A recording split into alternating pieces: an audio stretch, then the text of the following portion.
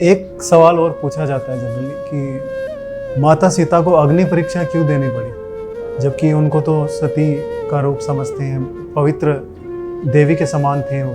देखिए, इसके भी मैं आपको दो उत्तर देता हूं कि प्रामाणिक रामायण के अंदर ये कहीं भी वर्णन नहीं है कि माता सीता को अग्नि की परीक्षा देनी पड़ी, क्योंकि सीता का कभी हरण ही नहीं हुआ।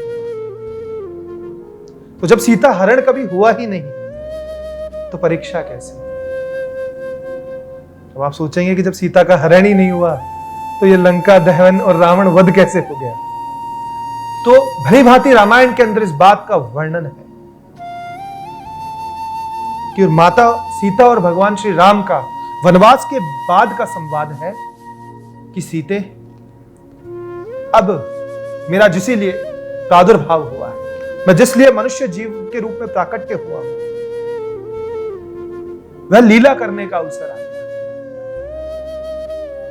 अब मैं नर लीला करने जा रहा हूं और तुम अग्नि के भीतर समा जाओ। तो उसी क्षण माता सीता अग्नि के अंदर समा जाती है और छाया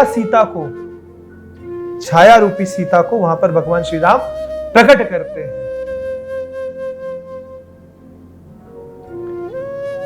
नहीं तो क्या, जिस धनुष को बड़े बड़े रावण उठा नहीं पाया था स्वयंवर के समय, और सीता जी एक हाथ से जिसे उठा लिया करती थी, उस सीता का हरण रावण कर सकता था। जो शिव धनुष को रावण रत्ती भर हिला नहीं पाया स्वयंवर के समय, अपनी एक उंगली से सीता उसे उठा लिया करती थी। क्या उस पराशक्ति सीता का अपहरण करने का सामर्थ्य रावण में था? नहीं। तो केवल माया रूपी सीता का अपहरण करके रावण खुद के शक्ति के अहंकार पे इतरा रहा था। तो जब सीता का हरण हुआ ही नहीं और जब वो रावण के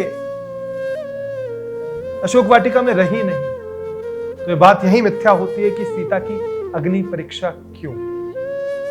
लेकिन बाद में इस कथा को जोड़ा गया, बाद में इस कांड को जोड़ा गया। तो मुझे जो लगता है कि राम राजा बन गए थे और प्रत्येक राजनेता के लिए और राजा के लिए सीख है भगवान श्री राम की कि जे राजा नहीं प्रजा विदारी, ते राजा है नरक अधिकारी। भगवान श्री राम ने सिंहासन पे प्रजा की खुशी के लिए, प्रजा की संतुष्टि के लिए अपनी अतिश्रेय प्रिया भगवती सीता को अग्नि परीक्षा लेकर वनवास भेज दिया। लेकिन लोग कहते हैं राम ने गलत किया। देखो, मैं प्रणाम करता हूं अनंत कोटि ब्रह्मांड नायक भगवान श्री राम को। आज मनुष्य अपने बारे में इतनी सी बात सुनकर, अपना इतना सा अपमान सुनकर विचलित हो जाता है, क्रोधित हो जाता है, लेकिन अपनी प्रजा के लिए कितना बड़ा कलंक राजाधिराज भगवान श्री राम ने अपने सिर ले लिया। यह राम का वह चरित्र प्रणाम करने योग्य है कि सीता के बन जाने के बाद राम भी कभी महल के बिस्तर पे नहीं सोए, वह भी नीचे जमीन पर सोए, उन्होंने भी कंदमूल खाया। सबसे बड़ा अगर कोई त्याग है, मैं कहूं कि सबसे बड़ा जो तपस्या है, वह सही होते हुए भी अपयश को धारण करना है, जो केवल परमात्मा कर सकता है। मनुष्य की इतनी सी बुराई में मनुष्य विचलित हो जाता है। तो त्रेता के अंदर भगवान श्री राम ने यह कलंक अपने सिर लिया, और द्वापर में भगवान श्री कृष्ण तो चोराधिराज बन गए, चोरों के चोर बन गए अपने भक्तों के। जो सामंतक मणि की चोरी का आरोप जामवंत जी के लिए अपने सिर पे ले लिया।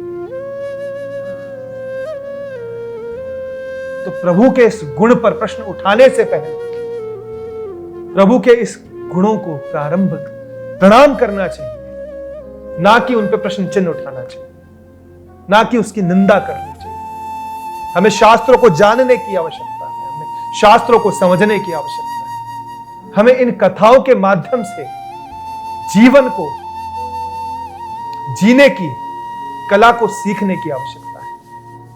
हम कहानियों में पढ़कर केवल राम और सीता, कृष्ण और राधा के चरित्र पर केवल प्रश्न उठा रहे हैं, लेकिन जो भ्रिकुटी मात्र से इस पूरे संसार को नष्ट कर सकता है, वह अवतार लेकर हमारे बीच आता है, पिता की आज्ञा के लिए वनवास जाता है, शबरी के झूठे बेर खाता है,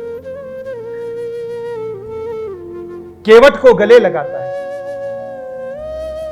जो यशोदा की डांट सुनता है, राधा के विरह में रोता है, मित्र को अपना सर्वस्व दे देता है, अपने माता पिता से दूर हो जाता है, उसे ऐसे अनंत कोटि ब्रह्मांड नायक भगवान हम प्रेम करने की बजाय आज सवालों की कसौटी पर रखते हैं, जो हम सब के लिए दुर्भाग्यशाली है।